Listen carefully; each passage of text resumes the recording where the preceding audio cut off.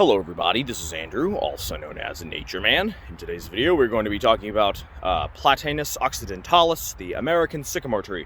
Now, whenever you see cottonwoods, silver maple, box elder maple, or American sycamore, there's probably going to be an abundance of water nearby.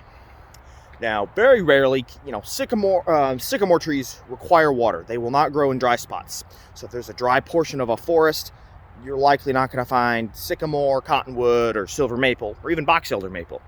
Though sometimes cottonwoods can grow in prairie settings, so they actually are pretty drought tolerant. Same with silver maples, but 99% of the time you're going to find them near waterways. And sycamore trees, virtually 100% of the time, near waterways.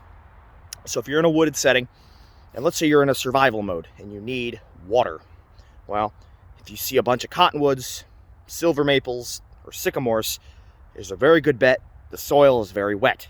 Now, whether you can purify that water to drink, that's an entirely different scenario. But regardless, if you're looking for wet areas or a creek, a lake, even a marsh, look for sycamores. Well, there's a big freaking creek right there.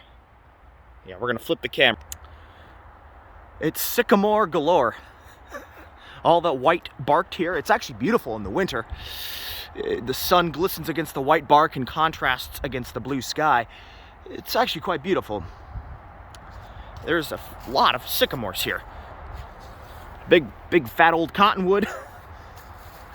Obviously this woods has two types of ecosystems. It has a wet area and then a dry forest.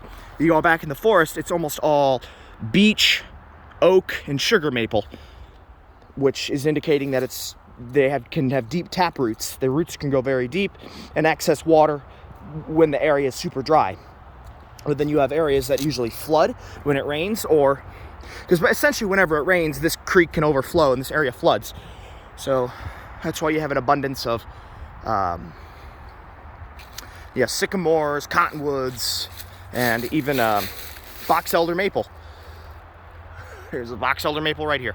But the sycamores, and you can see all of them. The white bark, that's sycamore. I mean, it's the easiest tree to tell. You don't need to know anything about trees to identify a sycamore. I mean, you know why you couldn't identify sycamores if you've never seen one or had never even heard of it. They're truly freaking easy to identify. I mean, even if you know nothing about plants and it's the very first tree you'll learn, you'll be able to memorize it from the first time you see it. You need the white bark. It just stands out like a sore thumb in the forest. Truly beautiful. But now you know a little bit about their growing habits, their wild conditions, and they're prevalent throughout much of eastern North America. And there's even a western species called Platanus racemosa, common in California. The bark and the trunk and the growth habit of the tree looks identical, but the foliage looks different. Hope you all found this video fun and entertaining. Keep it safe, y'all, and have a great rest of your January. This is NatureMan signing off. Bye.